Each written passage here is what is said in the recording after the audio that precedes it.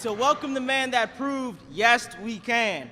Ladies and gentlemen, please join me in welcoming the President of the United States of America, Barack Obama.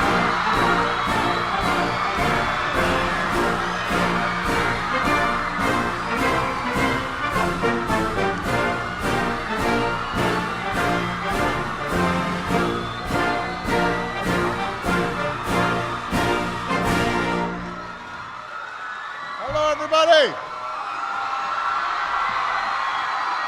Thank you.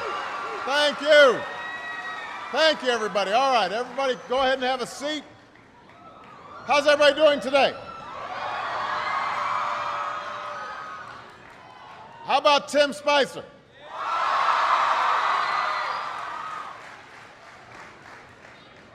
I am here with students at Wakefield High School in Arlington, Virginia, and we've got students tuning in from all across America, from kindergarten through 12th grade. And I am just so glad that all could join us today, and I want to thank Wakefield for being such an outstanding host. Give yourselves a big round of applause.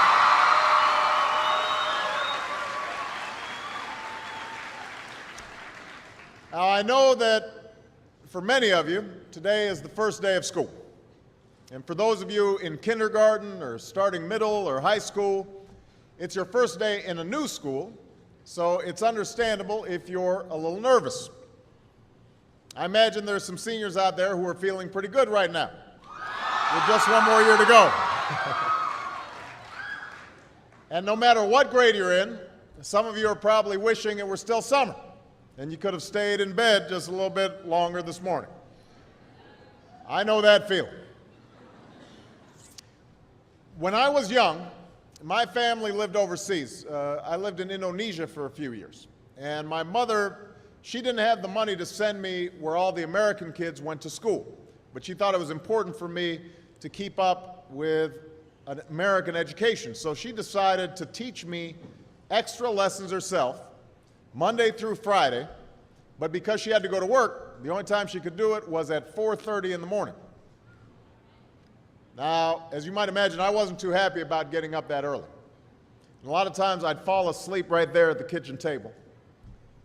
But whenever I'd complain, my mother would just give me one of those looks and she'd say, "This is no picnic for me either, Buster." So I know that some of you are still adjusting to being back at school, but I'm here today because I have something important to discuss with you. I'm here because I want to talk with you about your education and what's expected of all of you in this new school year. Now, I've given a lot of speeches about education, and I've talked about responsibility a lot. I've talked about teachers' responsibility for inspiring students and pushing you to learn. I've talked about your parents' responsibility for making sure you stay on track and you get your homework done and don't spend every waking hour in front of the TV or with the Xbox.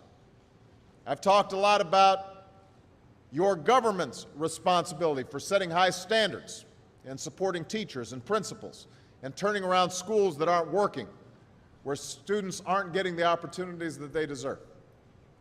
But at the end of the day, we can have the most dedicated teachers, the most supportive parents, the best schools in the world, and none of it will make a difference. None of it will matter unless all of you fulfill your responsibilities. Unless you show up to those schools, unless you pay attention to those teachers, unless you listen to your parents and grandparents and other adults and put in the hard work it takes to succeed. And that's what I want to focus on today, the responsibility each of you has for your education. I want to start with the responsibility you have to yourself. Every single one of you has something that you're good at. Every single one of you has something to offer. And you have a responsibility to yourself to discover what that is. That's the opportunity an education can provide.